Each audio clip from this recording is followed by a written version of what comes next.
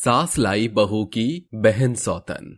पूरे घर में शहनाई की धूमधाम थी। वहीं आंखों से आंसू बहती हुई वह बेबस बहू अपने पति अनुराग की तस्वीर को सीने से सटाए सिसक रही थी। ये शहनाई की गूंज मेरे सीने पर सांप बनकर लौट रही है।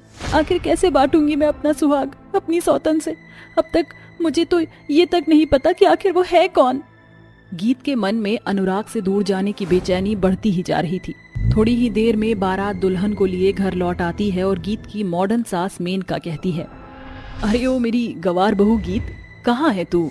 चल नीचे आ। जी माँ जी। अचानक गीत की नजर दहलीज पर घूंघट में खड़ी दुल्हन पर जाती है। तभी मेनका आरती की थाली गीत को थमाते हुए कहती है, चलो मेरी गवार बहू रानी, स्वैग के साथ अपनी मॉडर्न सौतन का स्वागत करो। बेबस बहू नम आंखों से अपनी सौतन का स्वागत करती है। तभी घूंघट से आवाज आती है, गीत ठहरो, अपनी सौतन को देखना नहीं चाहोगी? ये आवाज तो जानी पहचानी है। जैसे ही दुल्हन अपना घूंघट उठाती है, गीत के पैरों तले जमीन खिसक जाती है।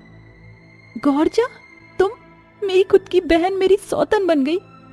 माँ जी, इतनी बड़ी बात आपने मुझे बताना जरूरी नहीं समझा? मेरी सगी बहन मेरे ससुराल वालों के साजिश में सहभागी थी। इतना बड़ा धोखा! बंद कर अपना ये मेलो ड्रामा। ऐसा ही एक धोखा तूने अपने बाप के साथ मिलकर हमारे साथ किया था, याद है ना? आखिर क्यों मेनका ने अपनी बहू के छोटी बहन को उसकी सौतन बना दिया? ये जानने के लिए हम 6 माह पीछे के पन्नों को पलटना होगा। बलवीर की 2 बेटियां हैं, गीत और गौरजा। दोनों के स्वभाव में जमीन आसमान का अंतर था। जहां सादगी गीत को पसंद है और पहरावा था, वहीं गौरजा नए दौर की दबंग ख्यालातों में मलंग रहने वाली लड़की थी। उसकी हरकतों से उसका पिता बलवीर बेहद परेशान हो चुका था। एक रात, गौरजा, ये कोई वक्त है घर आने का? मैं कितना इग्नोर कर रहा हूँ, तुम्हारी बेशर्मी उतनी ही बढ़ती जा रही है। खानदान की इज्जत मिट्टी में मिला दी है। ये सुनकर नशे में धुत गौरजा आंखें बड़ी करके जमीन में ताकती है। Take a chill pill pops, आपकी इज्जत मिट्टी में नहीं है। Good night. शांत हो जाइए बाबूजी, गौरजा अभी होश में नहीं है। सूरज की किरण फटते ही गौरजा का पिता उसके कमरे में आता है। गौरजा, ये तस्वीरें देखो। मैं तुम्हारी मनमानियां और नहीं बर्दाश्त कर सकता। अब तुम्हारी शादी होगी। But Daddy, I like to someone. अनुराग नाम है उसका। ठीक है, कल उसे घर बुलाओ। अगले दिन अनुराग अपनी माँ मेनका के साथ उनके घर आती है।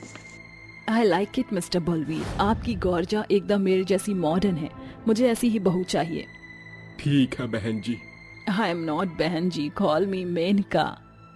दोनों की शादी तय हो जाती है और शादी का दिन आता है। गीत बेटी, गौरजा को ले आओ। जी बाबूजी। जैसे ही गीत कमरे में आती है तो वह टेबल पर एक नोट लिखा होता है। बाबूजी, बाबूजी। क्या हुआ गीत? बाबूजी, गौरजा शादी से भाग गई है। ये सुनकर बलवीर अपना माथा पकड़कर कहता है, हे भगवान, बारात दरवाजे पर दस्तक दे चुकी है। अब कौन सा मुंह लेकर जाऊंगा मैं मेनका जी के पास? बाबूजी, मैं आपकी नाम धराई नहीं होने दूंगी। मैं करूंगी अनुराग से शादी। माँ जी, द्वेष में आकर आपने मुझ बेचारी बहू की बहन को मेरी सौतन बना दिया। गौरजा को शादी का बंधन बोझ लग रहा था, इसलिए वह दोनों दहलीजों की इज्जत रौंद कर भाग गई थी। इसलिए मजबूरन मुझे आपके नाम का सिंदूर अपनी मांग में सजाना पड़ा, वरना ये जिल्लत भरी जिंदगी मैं नहीं जीती। अनुराग, तू इस गवार की चिकनी चुपड़ी गुत्थी में मत उलझना, ये बहुत चतुर चालाक है। अनुराग, कहाँ खो गए? चलो। गौरजा उसकी बाह थाम कर उसे कमरे में ले जाती है। तभी मेनका कहती है, मेरी गवार बहू, तुझे क्या इनविटेशन कार्ड दूं जाकर? जल्दी से मेरे बेटे बहू का बेडरूम सजा। गीत फूलों की टोकरी लेकर कमरे में आकर कमरा सजाते हुए फूट फूट कर रोते हुए कहती है, हे भगवान, कैसी अभागन सुहागन हूँ मैं, जो ना चाहते हुए भी अपनी ही सौतन की सेज सजा रही हूँ। विधि लिखने वाले विधाता, मेरे साथ ये खेल क्यों? कैसे बांटूं मैं अपनी ही बहन के साथ अपना सिंदूर? अचानक गौरजा और अनुराग वहाँ आते हैं और गौरजा कहती है, अरे ओ मेरी सौतन, ये रोना धोना क्या लगा रखा है? जाओ यहाँ से। सौतन की फटकार सुनकर बेचारी बहू भीगी आंखों के साथ बाहर निकल जाती है। तभी गौरजा अनुराग के करीब आती है और अनुराग कहता है, पता नहीं क्यों गीत की आंखों में एक गहरी सच्चाई है। कहीं गौरजा का मेरे जीवन में वापस आने के पीछे कोई मकसद तो नहीं? अनुराग, कहाँ खो गए हो तुम? लीव मी गौरजा, मुझे नींद आ रही है। अनुराग बहानेबाजी करके सो जाता है। अगली सुबह, गुड मॉर्निंग सासू मॉम। गुड मॉर्निंग बहू, किचन में क्यों जा रही हो? तुम्हें ये सब करने की जरूरत नहीं है, तुम्हारी बहन है ना, तुम बस अपनी बॉडी पर फोकस करो। अरे ओ मेरी रिजेक्टेड बहू, जल्दी से यहाँ। जी माँ जी, जल्दी से मेरे लिए ब्लैक कॉफी बना लाओ। बहू तुम भी इस बाई को ऑर्डर दे दो। Lipton green tea. कुछ देर बाद, ये लीजिए माँ जी, गौरजा तुम भी ले लो। जैसे ही गौरजा एक घूंट पीती है, गीत को नीचा दिखाते हुए कहती है, याक, ये क्या बनाया है? मैंने तो एकदम वैसे ही ग्रीन टी बनाया है जो तुम हमेशा से पीती आई हो। फिर जानबूझकर माँ जी के सामने बखेड़ा क्यों खड़ा कर रही हो? मैं तुम्हारे बुरे मंसूबों को बखूबी समझती हूँ, बूझती हूँ, क्योंकि स्वतंत्र से पहले हमारे बीच सगी बहनों का नाता है। गुस्से से तिलमिलाई गौरजा गीत को जोरदार चांटा मारकर उस पर चिल्ला पड़ती है। हाउ डेयर यू गीत! अनुराग भले ही प्रेजेंट में तुम्हारा पति बन गया, मगर पास्ट में वो मेरा प्यार था, और जो मेरा है वो गीत का हो जाए ये मुझे गवारा नहीं, समझी तुम? चाहे वो सामान हो या इंसान। गीत के साथ बढ़ती बदसलूकी और जुल्म जख्म बनकर अनुराग के मन में घाव की तरह उभर रहे थे। समय बीत रहा था। एक रात अनुराग सोच में डूबा हुआ था, तभी गौरजा के फोन पर निवान नाम के एक शख्स का फोन आता है। इतनी रात को कौन हो सकता है? अनुराग झट से कॉल उठाता है। तभी नवीन की बात सुनकर अनुराग गुस्से से झुंझला उठता है। हे गौरजा डार्लिंग, मेरी बात गौर से सुनो। जितना जल्दी हो सके अपने सो कॉल्ड सास और पति से प्रॉपर्टी के पेपर साइन करवा लो, फिर हम दोनों सारा पैसा लेकर दूर निकल जाएंगे। अनुराग बल की बजाय बुद्धि का इस्तेमाल करके कॉल रिकॉर्ड करता है और अगली सुबह गौरजा का भांडा फूट जाता है, जिसे सुनकर मेनका उसे थप्पड़ मारती हुई कहती है, हाउ डेयर यू! तुमने तो कहा था कि तुम्हारी बहन ने तुम्हारे साथ धोखा किया, तुम्हें चीट किया। अब पता चला कि तुम वापस मेरे बेटे के प्यार के लिए नहीं बल्कि प्रॉपर्टी के लिए आई थी। ग्रेट, अब तुम्हें सच पता चल गया है तो वही सही। अगर मेरा बाप मुझे पैसे दे देता तो मुझे ये सो कॉल्ड शादी नहीं करनी पड़ती। अरे घर से भागकर ऐसी कौन सी भूल कर दी मैंने कि मेरे बाप ने मुझे बेदखल कर दिया। तब मुझे अनुराग याद आया और मैंने 6 महीने बाद भी जब इसे अपने प्यार में पागल देखा तो मैं अपनी बहन की सौतन बन गई, सिर्फ पैसे के लिए। ये जानकर गीत उसे एक थप्पड़ मारती हुई कहती है, चंद पैसे के लिए तूने शादी के पवित्र रिश्ते को दाग दाग कर दिया। जिस दिन तुझे इस मंगलसूत्र की मोतियों का मोल पता चलेगा बहुत देर हो चुकी होगी गौरजा। देर तो हो गई है बहू गौरजा को गिरफ्तार करने में। गीत, अपने पति को माफ कर दो। मैं ये भूल गया था कि एक भली पत्नी का मोल मूंगों से बढ़कर होता है। बावजूद इसके मैं गलत राह का मुसाफिर बन गया था। अनुराग जी, ऐसा करके आप मुझे पाप का भागीदार मत बनाइए। गौरजा को उसके किए की सजा में सलाखें नसीब होती हैं और वहीं अब मॉडर्न मेनका को भी बहू का मोल समझ आ जाता है। आज उस बेबस बहू को उसके पति का हक और प्यार मिल चुका है। सुप्रिया, मैं तुमसे बहुत प्यार करता हूँ। मैं तुम्हारे बिना नहीं रह सकता। मेरी माँ ने मेरी शादी जबरदस्ती एक काली लड़की से करवा दी है।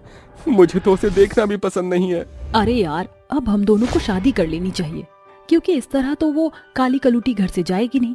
जब उसकी सौतन घर पर आएगी तो उसके पास और कोई चारा नहीं होगा। कैलाश अपनी गर्लफ्रेंड सुप्रिया से बात कर रहा होता है, वहीं दूसरी तरफ उसकी माँ उर्मिला अपनी बहू काजल के साथ बैठकर बात कर रही होती है। अरे बहू, तूने ये क्या हालत बना रखी है अपनी। देख, एक औरत को अपने पति को काबू करना आना चाहिए, नहीं तो पति हाथ से निकल जाता है। माँ जी, आप ये कैसी बातें कर रही हो भला? मैं ये सब कैसे करूंगी? और फिर कैलाश जी जब मेरे सामने आते हैं तो मुझे तो उन्हें देखते ही शर्म आ जाती है। अरे देख, तू उसे थोड़ा अपनी तरफ खींच, नहीं तो वो तेरे लिए कोई गोरी सौतन उठा के ले आएगा। अगर ऐसा हुआ तो माँ जी आप मेरे साथ हो ना, हम दोनों मिलकर उस लड़की को भगा देंगे। अरे बहू, तू तो बहुत भोली है। तू नहीं जानती कि आजकल की लड़कियां मर्दों को कैसे रिझा लेती हैं। उर्मिला ऐसा कह ही रही होती है कि तभी अचानक से उसके दरवाजे पर कोई दस्तक देता है। माँ जी आप रुकिए जरा, मैं देख कर आती हूँ दरवाजे पर कौन है। शायद कैलाश जी आ गए होंगे। ऐसा सोचकर काजल दरवाजा खोलने के लिए जाती है। दरवाजे पर कैलाश सुप्रिया के साथ खड़ा होता है। सुप्रिया की मांग में सिंदूर और कैलाश के गले में माला देखकर काजल को यह समझने में देर नहीं लगती कि उसका पति कैलाश उसके लिए एक गोरी सौतन लेकर आया है। अरे तुम यहाँ क्या कर रही हो? जाओ मेरी माँ को बुलाकर लेकर आओ। उन्हें कहो कि उनका बेटा उनके लिए बहू लेकर आया है। हाय मोरी दैया, ये सब क्या देख रही हूँ मैं। कैलाश जी, आप तो मेरे पति हो और फिर आप मेरे होने के बावजूद भी किसी और से शादी कैसे कर सकते हो? तभी वहां पर उर्मिला आ जाती है और कहती है, अरे निकम्मे, ये किस लड़की को उठाकर ले आया है तू घर पर? अरे जरा इसके कपड़े तो देख, लग रहा है जैसे चूहियों ने कुतर दिए हैं। ओहो माँ जी, ये कौन से जमाने की बातें कर रही हो आप? ये तो आजकल का फैशन है, फैशन। चुप कर जा गोरी छिपकली, तुझे क्या लगता है कि तू मेरे पति को फंसा लेगी और मैं चुप रहूंगी? अजय, आपने ये सोच भी कैसे लिया कि आप मेरी सौतन घर ले आओगे और मैं चुप रहूंगी? अरे मुझे सीधी सादी मत समझना। कैलाश काजल का काली का रूप देखकर हैरान रह जाता है और उससे कहता है, देखो मुझे तुम बिल्कुल भी पसंद नहीं हो। तुमसे मेरी शादी जबरदस्ती करवाई गई है। अरे मैं इतना गोरा हूँ तो मेरी पत्नी भी गोरी ही होनी चाहिए ना। मैं सुप्रिया से बहुत प्यार करता हूँ और आप लोगों ने ये स्वागत किया है मेरी पत्नी का। कैलाश, इससे अच्छा तो हम दोनों मेरे घर पर चलते, कम से कम मेरी माँ हमारा स्वागत तो अच्छे से करती। कैलाश सुप्रिया का हाथ पकड़कर उसे अपने कमरे में ले जाता है और कमरे का दरवाजा बंद कर देता है। ये सब देखकर काजल रोते हुए अपनी सास से कहती है, अरे माँ जी, ये सब मैं क्या देख रही हूँ? आप मुझे अपनी पसंद से लेकर आई थी क्या? कैलाश जी को मैं पसंद नहीं थी। अब मैं अपनी सौतन के साथ एक ही घर की छत के नीचे कैसे रह सकती हूँ? अरे बहू, चिंता क्यों करती हो? इस गोरी छिपकली को तो हम चुटकियों में यहाँ से भगा देंगे। जैसा मैं कहती हूँ वैसा कर और मेरे साथ मिलकर इस छिपकली का अच्छे से स्वागत कर। दोनों सास बहू उस दिन के बाद से सुप्रिया के पीछे पड़ जाती हैं। अगले दिन जैसे ही सवेरा होता है, सुप्रिया मिनी स्कर्ट और टॉप पहनकर बाहर आती है, जिसे देखकर काजल कहती है, हे भगवान, ये आधी नंगी चुड़ैल सुबह सुबह हमारे घर में कहाँ से आ गई? अरे थोड़ी तो शर्म करो, जमाना थू थू करेगा कैलाश जी के ऊपर। अरे तुम ये कैसी बातें कर रही हो? कैलाश जी तो मुझे ऐसे कपड़ों में देखकर बहुत खुश होते हैं। हाँ हाँ, क्यों नहीं, अंग प्रदर्शन करने वाली औरतों को तो मर्द देखता ही देखता है। उर्मिला की बात सुनते ही सुप्रिया को बहुत तेज गुस्सा आता है, लेकिन वो कुछ नहीं कह पाती। जिसके बाद सुप्रिया अपने ऑफिस के लिए निकल जाती है। शाम होते होते जब सुप्रिया ऑफिस से वापस घर लौट आई तो उसे बहुत तेज भूख लगती है। अरे मेरे पेट में चूहे दौड़ रहे हैं, इन दोनों ने कुछ तो बनाया ही होगा। चलो किचन में जाकर देखती हूँ। रसोई में जाने के बाद बेचारी सुप्रिया को खाने के लिए कुछ भी नहीं मिलता। जिसके बाद वहाँ काजल आ जाती है और कहती है, ओहो, तुम्हें खाना चाहिए था क्या? जो भी खाना बचा था वो सब मैंने कुत्ते बिल्लियों को दे दिया। अब तुम्हारे लिए तो खाना ही नहीं बचा, अब क्या खाओगी तुम? सुप्रिया भूख में तड़पते हुए कैलाश के पास जाती है और उससे कहती है, तुम्हारी माँ ने और तुम्हारी उस काली कलूटी पत्नी ने मुझे खाना तक नहीं दिया। मुझे बहुत जोरों की भूख लगी है, मुझे खाना खाना है।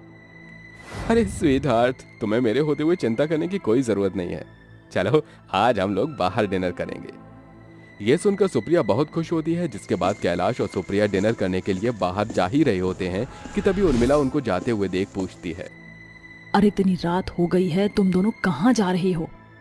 दरअसल माँ जी, हम दोनों हस्बैंड वाइफ आज बाहर डिनर करने जा रहे हैं। वो क्या है ना, आपकी इस काली कलूटी बहू ने मेरे लिए घर में कुछ भी नहीं बनाया।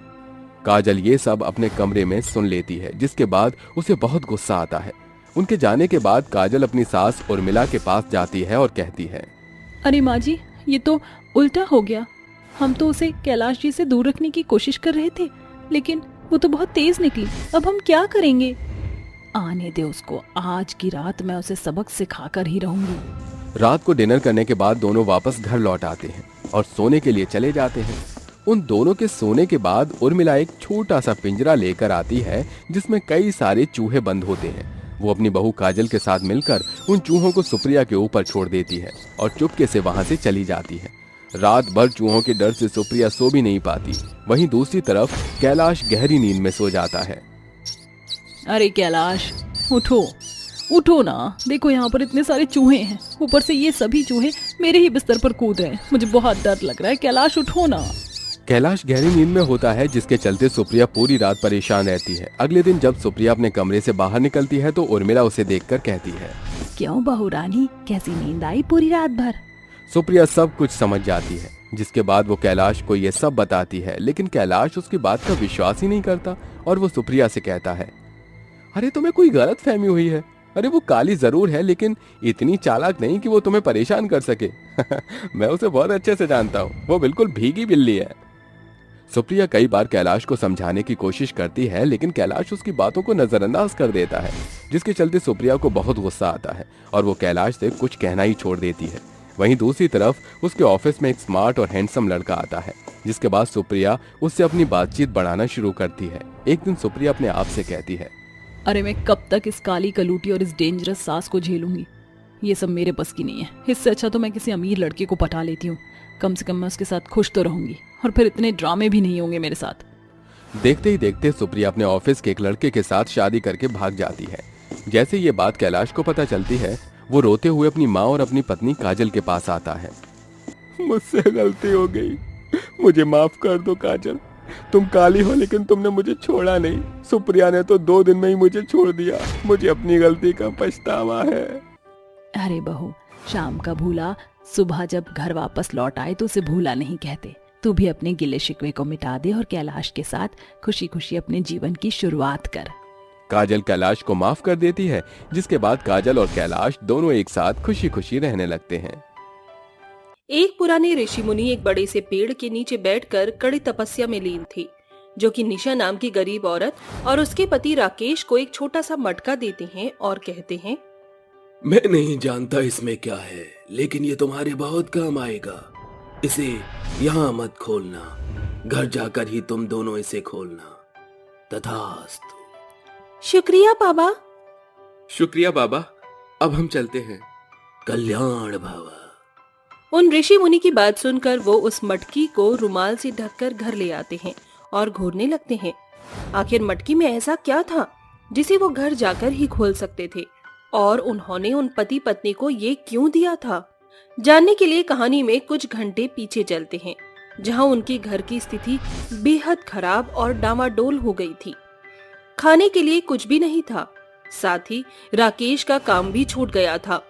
वो एक छोटी सी झोपड़ी में जमीन पर सोया करते थे, जहां फ्रिज की जगह मटके से पानी पिया जाता था और चूल्हे की जगह ईंट पर रोटी पकाते थे।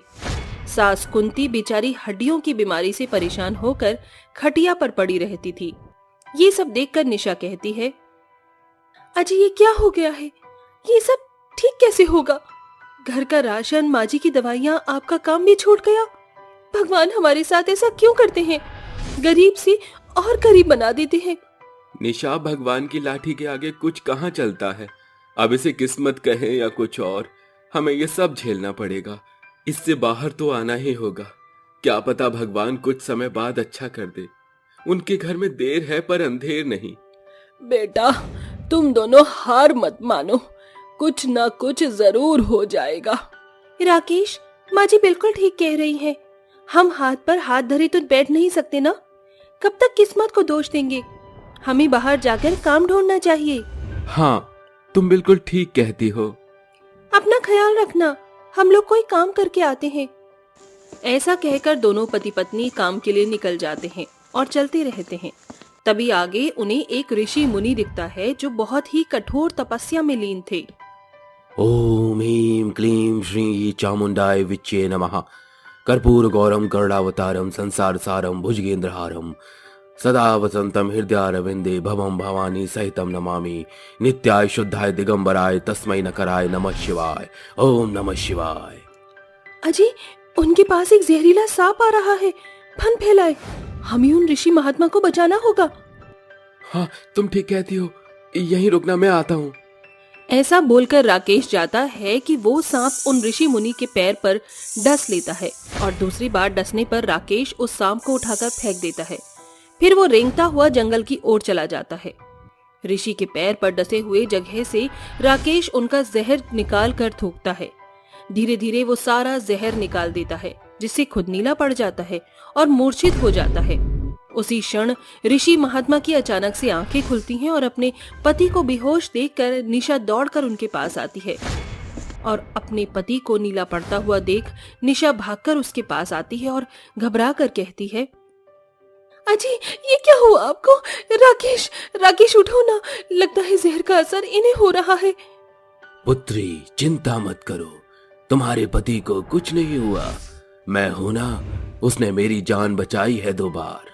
ये कहते ही ऋषि शव की तरह पड़े हुए राकेश के सर पर जैसे ही हाथ रखते हैं तो एक तेज रोशनी उनके हाथ से निकलती है और राकेश पहले जैसे स्वस्थ हो जाता है और उन्हें प्रणाम करते हुए कहता है, अरे मैं तो बिल्कुल ठीक हो गया। शुक्रिया बाबा, आप तो बहुत चमत्कारी लगते हैं। मैं बहुत वर्षों पुराना ऋषि हूँ। मुझ में कुछ दिव्य शक्ति बसी हुई है और मैं ये भी जानता हूँ कि तुमने मेरी सांप से जान बचाई है, इसलिए मैं तुम्हें कुछ देना चाहता हूँ। ये लो, इस मटकी को संभाल कर अपने घर ले जाना। पर बाबा, इस मटकी में ऐसा क्या है?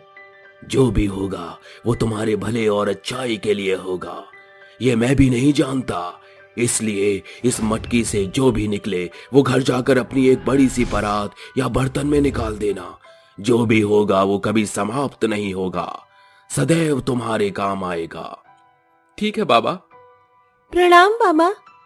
ऐसा कहकर दोनों इस मटकी को रुमाल ढककर अपने घर ले आते हैं और मटकी को घूरते हैं कि अचानक उनकी सास बोलती है, क्या बच्चों, ये क्या है?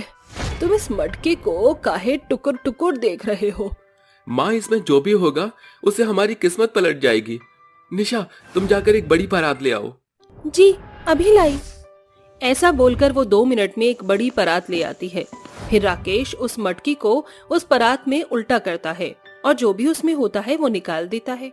तभी उसमें बहुत सारा दही और चावल निकलता है, जिसे देखकर सभी हैरान हो जाते हैं। अरे बेटा, ये तो दही चावल है, भला इससे कैसे किस्मत पलटेगी? माँ जी, ऋषि मुनि बाबा ने कहा था कि ये कभी समाप्त नहीं होगा। मुझे लगता है अब हमें काम ढूंढने की कोई जरूरत नहीं है, इसीलिए इसी को ही हमें बाहर बेचना है, जिससे हमें कुछ पैसे भी मिलेंगे और हमारा घर का गुजारा चल सकेगा। तुम बिल्कुल ठीक कहती हो, हम यही करेंगे। फिलहाल पेट पूजा करते हैं। तभी तीनों पेट भरकर उस परात में से 3-4 बार दही चावल निकाल कर खा लेते हैं और उतना ही वो बढ़ जाता है। ऐसा जादू या चमत्कार देखकर वो कहते हैं, अरे राकेश, आपने देखा हमने कितनी बार इसमें से दही चावल निकाल कर खाया, पर ये कम ही नहीं हुआ। यही तो इस दही चावल की खास बात है, क्योंकि ये जादू ही है। अरे वाह, देखा बेटा, नेक काम करने का हमेशा मीठा फल मिलता है। मैंने बोला था ना, भगवान के घर देर है लेकिन अंधेर नहीं। हाँ माँ। अगले दिन से ही दोनों पति पत्नी अपने घर के बाहर एक छोटी सी टेबल लगाकर उस जादुई दही चावल की परात को रख देते हैं और बेचने लगते हैं।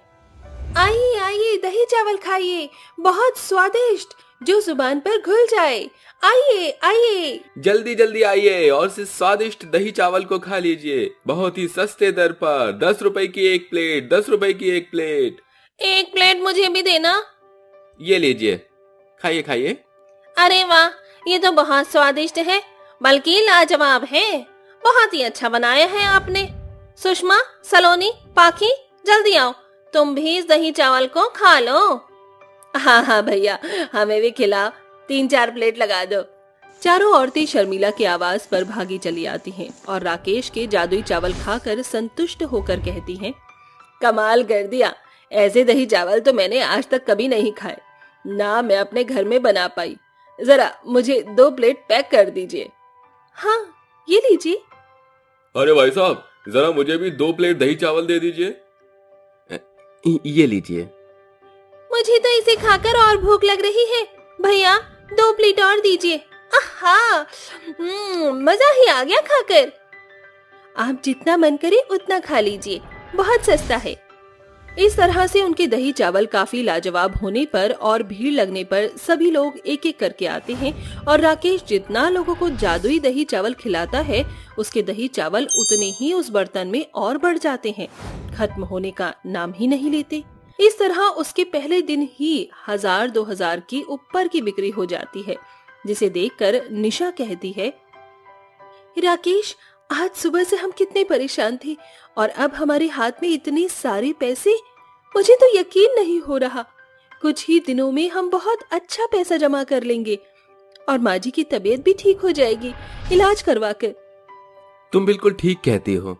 इस तरह दोनों पति पत्नी उस जादुई चावल से 7-8 महीने तक बेचकर काफी पैसे जमा कर लेते हैं, जिससे अब वो एक नई दुकान खोल लेते हैं और अपने रेस्टोरेंट में दही चावल स्पेशल खिलाया करते थे।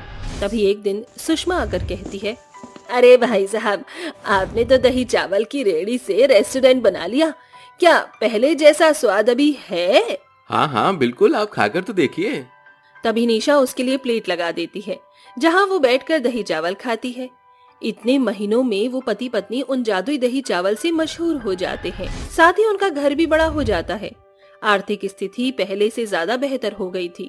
अब राकेश पर एक बाइक भी थी। साथ ही धीरे धीरे उसने अपनी माँ का इलाज करवा लिया, जिससे वो भी ठीक हो गई। तभी उसकी दुकान पर एक बूढ़ी औरत आकर कहती है, अरे बेटा, बहुत भूख लगी है, 2 दिन से कुछ नहीं खाया, कुछ खाने को दे दो, मेरे पास पैसे नहीं है। अम्मा जी, आप अंदर आइए, मैं आपको बैठाकर बहुत सारा खाना खिलाता हूँ। मुझे इन दही चावल को गरीबों में भी बांटना चाहिए, जिससे वो भी ये खा सके, क्योंकि मेरे पास से तो ये कभी खत्म ही नहीं होगा। तभी निशा बूढ़ी औरत को जी भरकर दही चावल खिलाती है, जिससे वो उन दोनों को आशीर्वाद देकर चली जाती है। साथ ही राकेश और निशा गरीब, अनाथ बच्चे, भूखे प्यासे लोगों को भी दही चावल फ्री में खिलाया करते थे, जिससे उन्हें बहुत दुआएं मिलती थी। एक गांव में एक विमला नाम की औरत रहती थी। उसकी एक बहू और एक बेटा भी उसके साथ ही रहता था। विमला को पानी पूरी खाना बहुत पसंद था। जब भी उसके घर के सामने से कोई गुजरता तो वो हर किसी पानी पूरी वाले को रोक लेती और उसकी पानी पूरी खाने लगती। लेकिन पानी पूरी खाने के बाद वो हर पानी पूरी वाले से आखिरी में एक मुफ्त की पापड़ी मांगती, जो कि कोई भी उसे देना पसंद नहीं करता था। इसी के चलते मोहल्ले के सभी पानी पूरी वालों ने उसके घर के सामने से गुजरना बंद कर दिया था। एक दिन वो अपने घर के बाहर खड़ी होकर अपने आप से कहती है, अरे कितनी देर हो गई है, यहाँ पर खड़े खड़े कोई भी पानी पूरी वाला आया नहीं। अरे अगर कोई पानी पूरी वाला नहीं आएगा तो मेरा कैसे गुजारा चलेगा। बिना पानी पूरी खाए तो मुझे मजा ही नहीं आता। अब मुझे किसी पानी पूरी वाले को ढूंढना होगा।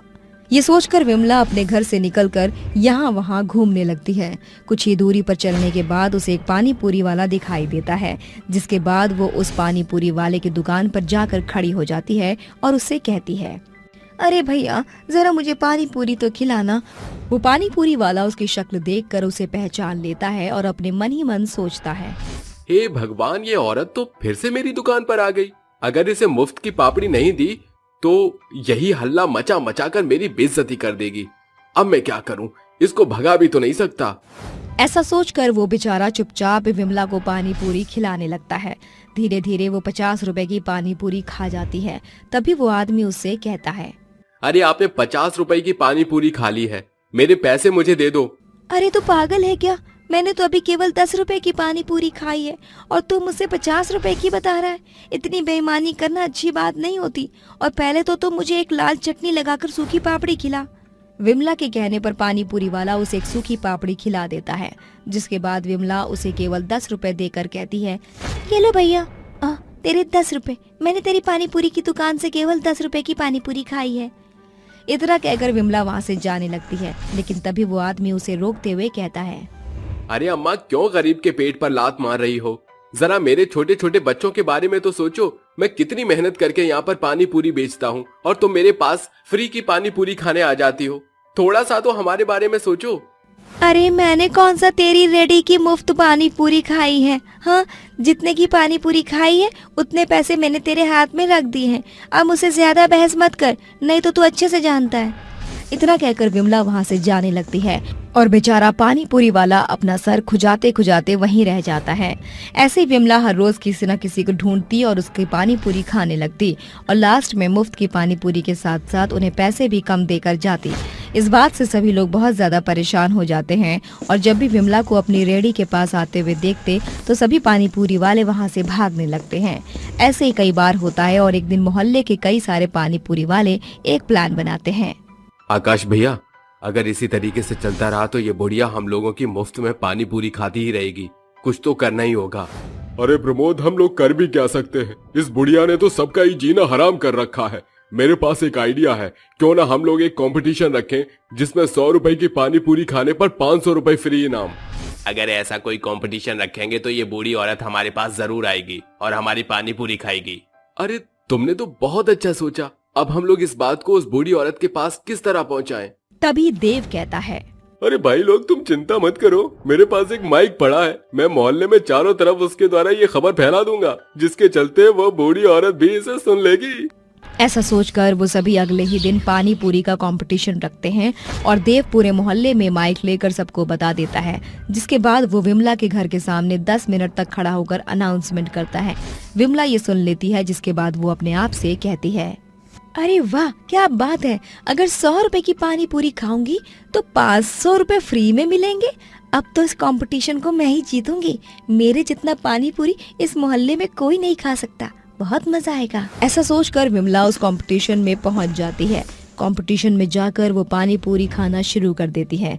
देखते ही देखते वो उस रेडी की सारी पानी की पूरी खा जाती है। सभी लोग ये देखकर बहुत हैरान हो जाते हैं। जिसके बाद पानी पूरी वालों को ना चाहते हुए भी विमला को 500 रुपए देने पड़ जाते हैं। इस कंपटीशन के बाद उन्हें बहुत पछतावा होता है, लेकिन जैसे ही विमला घर पहुंचती है उसके पेट में गुड़गुड़ की आवाज आने लगती है। जिसके बाद वो तुरंत टॉयलेट की तरफ भागने लगती है। हर थोड़ी देर बाद जब भी विमला टॉयलेट से बाहर निकलती तो 5 मिनट रुकते ही वो वापस टॉयलेट में चली जाती है। ऐसे ही सुबह से शाम हो जाती है और विमला का ये सब लगा ही रहता है। तभी उसकी बहू कृतिका उसके पास आती है और उसकी हालत को देखकर उससे कहती है, अरे माँ जी, ये आपको क्या हो रहा है? सुबह से मैं देख रही हूँ बार बार टॉयलेट की चक्कर लगा रही हैं। आखिर ऐसा क्या खा लिया था? तभी विमला कृतिका को अपने पानी पूरी के बारे में बताती है। जिसके बाद कृतिका विमला को लेकर सीधा डॉक्टर के पास जाती है। डॉक्टर विमला का चेकअप करने के बाद कृतिका से कहते हैं, आपकी सास ने हद से ज्यादा पानी पूरी खा ली है, जिसकी वजह से इनके पेट के साथ साथ इनका लिवर भी खराब हो गया है। अब कुछ समय तक आपको इलाज करवाना होगा, तभी जाकर ये ठीक हो पाएंगी। कई दिनों तक बेचारी विमला इस परेशानी से जूझती रहती है। जिसके बाद उसके मन से पानी पूरी खाने की इच्छा हमेशा के लिए खत्म हो जाती है।